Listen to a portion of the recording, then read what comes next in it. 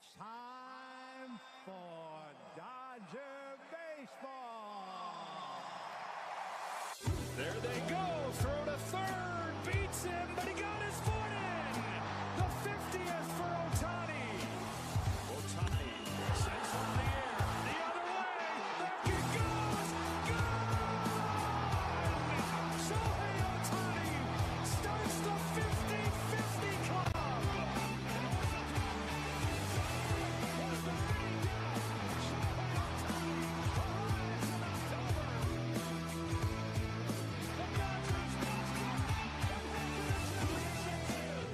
What about the Dodgers? They got like us. You guys wanted a parade? We got Turn off a Bluetooth. parade. Freeman hits the ball right Okay, field. Bluetooth is now off. Gibby, meet Freddie. Start the party, Los Angeles. Your Dodgers have won the World Series. The 2024 World Series champion, Los Angeles Dodgers.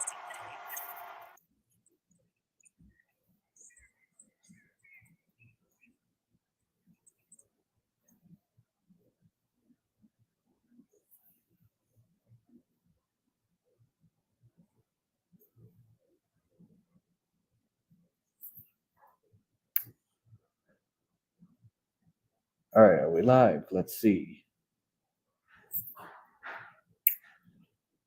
Okay, I guess we are. All right, are we live? Let's see. All right. Let me just get things. Let me just get the background music then, because for some reason, let's see if it plays.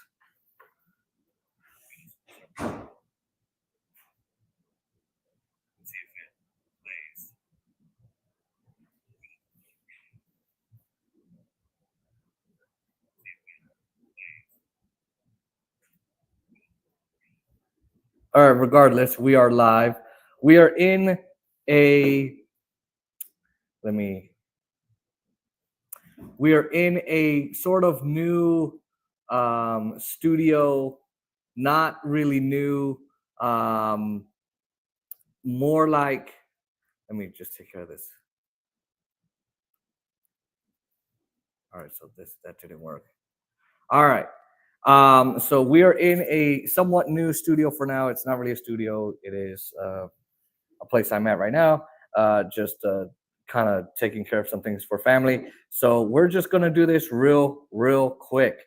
I just kind of wanted to get into some Dodger baseball. Welcome to all of you. Let me go back up to the top here.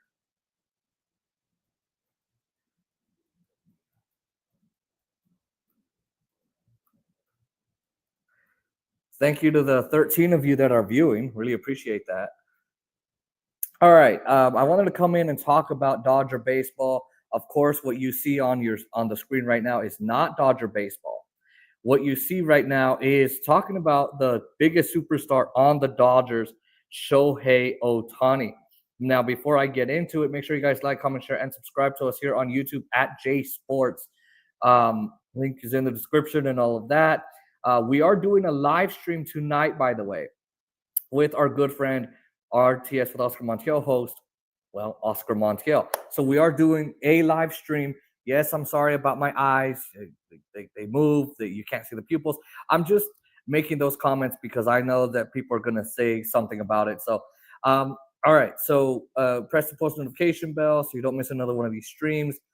I can support us on PayPal. Follow us on TikTok. All the goodies there at JSports58 on TikTok. Here we go. So the reason this link is on the screen, I'm sure a lot of people saw the news. Shohei Ohtani and his agent, Nez Balelo, are being sued for $240 million because according to this article, and I couldn't read it, I couldn't get technology to work. So according to this article, which you can find on the AP or ESPN or ABC, NBC, everyone's talking about it because it's Shohei Ohtani. I mean, come on. And the Dodgers. According to this article, Nez Balelo, Shohei Ohtani's agent, and Shohei Ohtani are being sued because they basically became disruptors on a real estate deal. So for context, Shohei Ohtani signed an endorsement deal with this group, Kingsbarn Real Estate, Kevin Hayes, and Matsumoto, the agent, listing agent. So Matsumoto was the listing agent. Kingsbarn Real Estate was, I guess, the development, company, and Kevin Hayes was like the essentially the like the developer. And so they signed a deal with Ohtani where they would use his promotional and celebrity kind of status to get people to buy houses at this resort in Muanakai resorts at this beach, this hotel, and each one is going to be worth about $17 to $20 million. There's about 14 or 15 residences, something like that. And they gave him first bill, meaning first dibs at any lot he wanted. And so he was going to build a 5,000 square foot mansion on 1.1 acres of land. I was about to say million. That'd be a lot of acres for Shohei. He doesn't need that. And he was going to build his own Hawaiian dream home with this. And what he was also going to do is build a small kind of miniature hitting and pitching facility for preseason training, so he could train and develop while he's in the off season, right? And this might be a long off season for the Dodgers if they don't get their acts together. We'll talk about that. And what this lawsuit is basically saying is that Shohei Ohtani and his agent basically became basically what they did was they became disruptors by forcing out Kevin Hayes and Matsumoto, basically forcing them out, even though they were building this project from its conception or whatever, and that they were left out of meetings, and that they were making basically fake legal threats and all kinds of things, or they would pull Shohei Ohtani from the deal. And so there's a lot to deal with this, a lot to go with this. You guys can look up the articles. I'm sure you can look up the one here on the screen. Essentially, what they're saying is that Shohei Ohtani did this, and is it true? We don't really know. I'm not sure if this is true. We don't know if Shohei Ohtani's agents. I'm just trying to get things settled here. We don't know if his agents. We don't know if his agent is acting on Shohei's behalf. We're not sure if he's doing it against Shohei Ohtani, where Shohei Ohtani is like, okay, sign me up for the deal, build my house, I'm good, or if he's in on it and all of that. I don't think so. I'm gonna kind of side with Shohei right now. The lawyers are looking into it. The courts are obviously gonna see all of it. There's a lot to do with this, and I wish I could have read the article, but essentially we have no idea what's going to happen, and we'll have to see. I'm curious to know. These are just allegations. It's a lawsuit. I'm sure Shohei Ohtani's legal team will deal with this, and I'm pretty sure if you're Shohei Ohtani, you're not going to. You already went through a scandal with Ippei Mizuhara, his translator, his awful translator. By the way, he wasn't very good, and the gambling scandal, which he got out of, but it took on a lot emotionally for him. And now this, as he's set to hit tonight and pitch tomorrow against his old team, the Angels. I'm pretty sure he just wants to focus on baseball. And I don't think Shohei did this. If Nesbalello did it, I think it would be time to switch agencies. And Shohei's got to stop surrounding himself with bad people. I mean, I'm just saying. So let me take this off the screen here.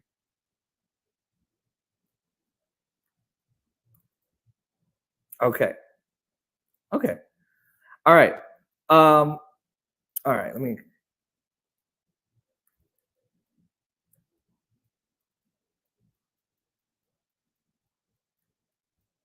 I'm just trying to check something here.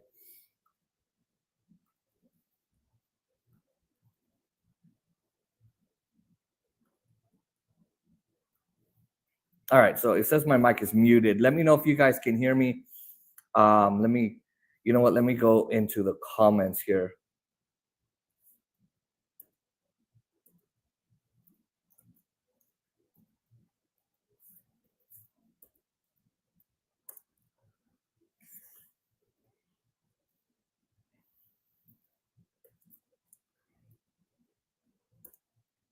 All right. So I don't see any comments.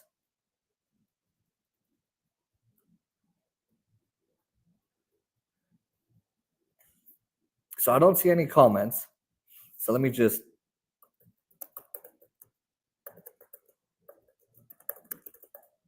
And we'll just go ahead and.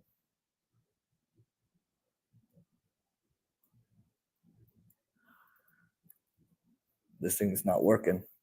Having a bunch of technical difficulties. I'm not in my normal setting, so that does that. So feel free to write in the chat. I know on Twitter you won't see this comment here, but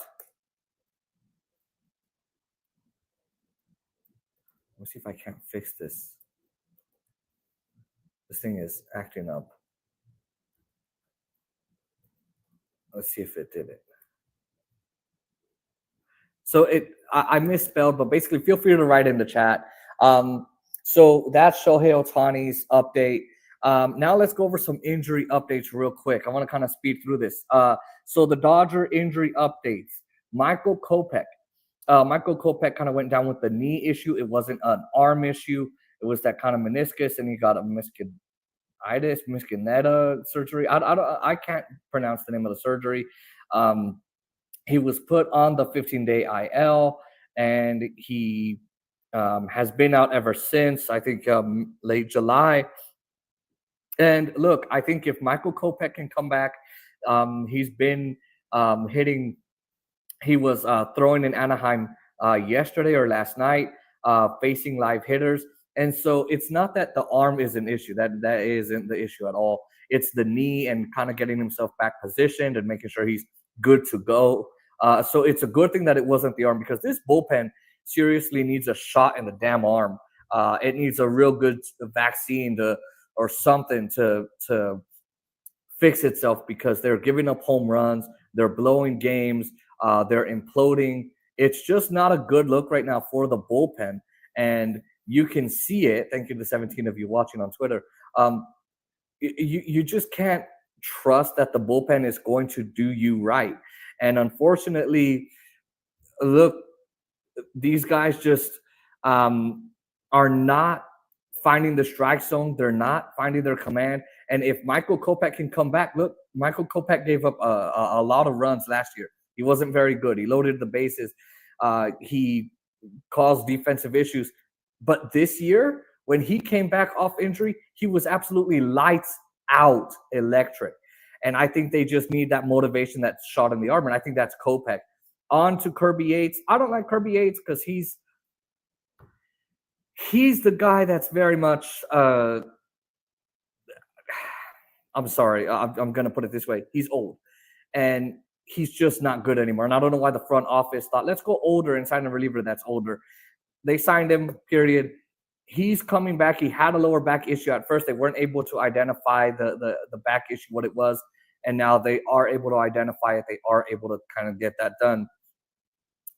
So, yeah. I think, Kirby Yates coming back, if he can be okay, he was all right when he came back from injury. He wasn't great. If he can come back and if he can be a good bullpen piece, that would be nice. And Tanner Scott, of course, is set to come back as well. And we'll have to see exactly how he does with his injury. I can't remember what it is. Oh, I think it was forearm tendonitis. I hope he's better, but I also kind of am not really wanting him back, because he's not really the Tanner Scott that he was with the San Diego Padres. And it makes me think that maybe he misses being on the Padres. The Dodgers signed him for what, $70 million or $170 million? $170 million, like in 4 years. You don't pay relievers like that. It's a rule in baseball, and the front office tried being cute. And now look what we have, right? And it's just not great. Let's go to Roki Sasaki. Roki Sasaki is set to do, after doing simulated games, and facing hitters, he is set to make a start, I think today or tomorrow or someday, for OKC, the Oklahoma City Comets, formerly the Oklahoma City Dodgers, for the Dodgers minor league AAA team. And I'm excited for Roki Sasaki. He looked great facing live hitters the other day. He went about 3 or 4 innings. The command wasn't there. There's some stuff they got to fix. I think if they can get him back to his real, authentic, crazy good self, I think he'll be ready for September. Look, they're saying early September is his day to come back. It's his time to come back. I want him back before then, but I also wouldn't want the Dodgers rushing it. I think if you get Roki Sasaki back, if Roki Sasaki is what he was before he went down, and he was kind of shaky, but he went, 6-7 innings against Texas, the Texas Rangers. If you can get Roki Sasaki back, and he can be that, what could have been Roki of the year, and he can shine in the postseason, Dodgers are golden on the pitching front, honestly. You don't even need Kershaw. So, Hyeseong Kim, another injury. Hyeseong Kim is coming back. He had that left shoulder issue. I guess they gave him a shot in his shoulder. They kind of had to take him out, put him on the 15-day IL as well, and the injured list. Hyeseong Kim is lights out on the base pads. He is fast as hell. He's lightning. He's great. And when the bat's good, the bat's hot. It's red hot. That's the thing. And we got 19 viewers. Thank you so much to all of you. Thank you very much. When he's hot, he's hot. And I think if that's one bat that you can figure out, if you can get Hyeseong Kim out and out in the field, again, out on the field, and you can get him to maybe do a rehab start and then come back as soon as possible, that's another added bat if he's good, and he's usually good, that can put the ball in play. You are golden. And it means something else. You have someone who can pinch run. Although Dave Roberts, he uses other guys to pinch run instead of Hyeseong Kim, which I am always questioning. But Dave Roberts is stupid. He's a horrible manager, but we all know that. He can pinch run. He can pinch hit. There's a lot of things he can do. And his defense at shortstop, or if you have him at center, wherever he is, I think shortstop and second are his best too. It's electric. His defense is electric out there. We need that. The Dodgers are in trouble without it. I'm tired. But now let's get to shortstop, and we'll talk about how I guess tonight they might have Miguel Rojas at shortstop. So what that means also is possibly Michael Conforto out. I'll handle them both. Look, Miguel Rojas, he's not going to play shortstop for you every single day. But if the bat is as good as it has been this year, and if he can stay healthy, because last year in September he got injured and he couldn't play in the postseason. If he can stay healthy, that man is going to be a great bat to have in the postseason, and he's going to be an awesome shortstop to have in the postseason as well. You need Miguel Rojas on this team, and I think the fact that you sit him down most of the time, keep giving him breaks, let him work on his craft, and then bring him out when you do, it gives him a chance. He will shine. It gives him a chance to get better. And that's why he's as good as he is on defense and all that when he is out there. Now, does he make some dumb errors and all that? Yes, absolutely. But that's just the nature of the game. I am optimistic about Miguel Rojas at shortstop. If you have Hyeseong Kim or you have Miguel Rojas in the lineup, you then get Michael Conforto out. I have a video coming out about Michael Conforto, but what I will say about Michael Conforto is he is a complete and utter disaster. He is. You got bases loaded situations. He strikes out. He pops out. He flies out. It's bad. Or he just walks. Most of the time, he's just a dead bat. He's dead weight on the team. And the Dodgers are paying him $17 million. It's not a high amount. I wish they would have DFA'd him and gotten someone like a Harrison Bader or someone. They didn't trade him. But you get what I mean. he's awful. And the Dodgers offense is bad as it is. They're not great. But if you have Conforto in the lineup, and I told my dad this morning, in the morning. If you have the bottom of the ninth inning, game 5, game 6, let's just use the Toronto Blue Jays, the best team in the American League right now, and in the American League East, I think is what it is. If you have it bottom of the ninth, game 5, game 6, the Dodgers are on the verge of winning the World Series, and you get Michael Conforto on with two men on base and 2 out, that is the last guy I want to see hitting for the Dodgers because he's not going to hit. He's not. And I think it's very important to understand that. And I think the Dodgers, if they can get Hyeseong Kim back, or Hyeseong Kim, however you say it, and if they can get Miguel Rojas in the batter's box, awesome. Because it means Conforto's out. And maybe you could even look on Mookie Betts, you can move him to the outfield or even to second base because he is saying no. Dave Roberts is saying no, regardless of what they say. Mookie Betts is being affected by being at shortstop. He's too old to play shortstop. I get it. He's a superstar. He can play shortstop. He's done very well at it this year. It's not a good fit. And we need Mookie in his position where he's won a Gold Glove and Silver Sluggers and all that. He's done it. I think he's a three-time Gold Glove winner out in the outfield. And he needs to be at second base because he's good at it. Him and Freddie have great chemistry out there, and they have a good synchronized game there. So if you can give Rojas some time at shortstop, you give Hyeseong Kim some time at shortstop, and maybe even Mookie Betts in the outfield or somewhere in the infield like second, you'll be just fine. Banana Man, I'll go into this before I go into the last topic. Banana Man, Kike Hernandez is taking ground balls. He's ramping up his baseball activities. He was pretty severely injured.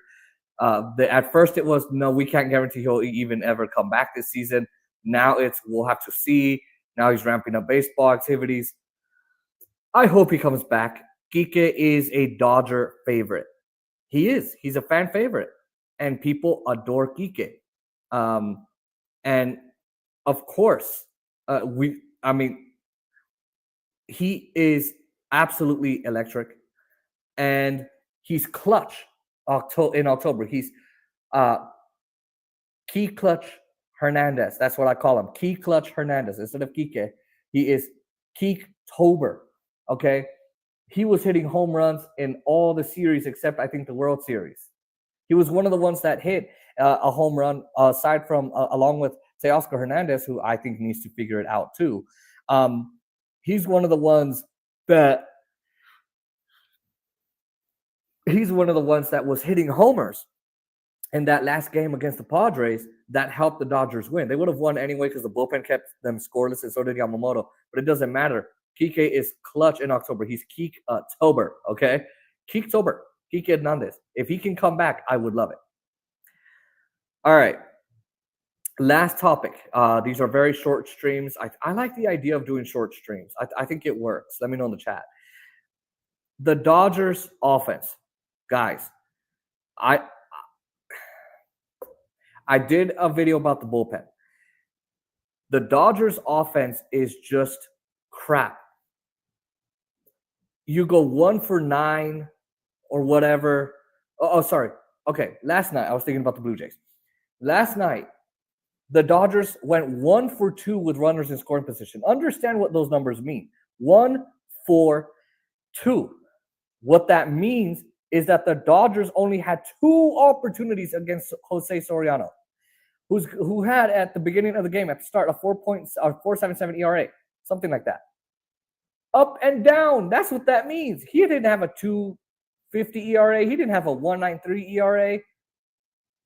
He had a 4.77 ERA or something like that. And they couldn't hit him. Sure, Yamamoto had a bad start, the worst start of his career out of his 41. And he's had like 2 or 3 out of 41 starts that were bad. So he's had between 38 and 39 good starts out of 41. I'll take that. He is literally the ace of the Dodgers right now. This offense needs to get better with runners in scoring position. And they need to snap out of this slump that they're in. Because normally the summertime is when the Dodgers ramp it up. This is like, okay, April's okay, May is pretty bad, June is, oh my God. But then you get into July and August, and it's the Dodgers of the century. Like, it's the Dodgers that everybody loves. Superstars, video game baseball. And they make it look easy. And now what they've done is they've gone from having a 6-game lead in the division in July, I think it was, to not being able to win 3 games in a row since the White Sox in early July. Imagine that. What, July 1st or whatever it was? Even the Rockies, the Reds, others have had 3-game win streaks. The Dodgers have not won 3 games in a row since early July. That is a massive problem. And now they're only 1 game up on the San Diego Padres. If they lose tonight, the Padres catch up and possibly take the lead in the division. Guys, I know the division trophy doesn't mean anything like that much if you don't win the World Series. But guess what? It means home field advantage. It means playoff advantage. It means you don't have to play in the wild card. It means you can rest. It means you can do a lot of things like practice. And sometimes I think playing pedal to the metal kind of baseball is better for the Dodgers.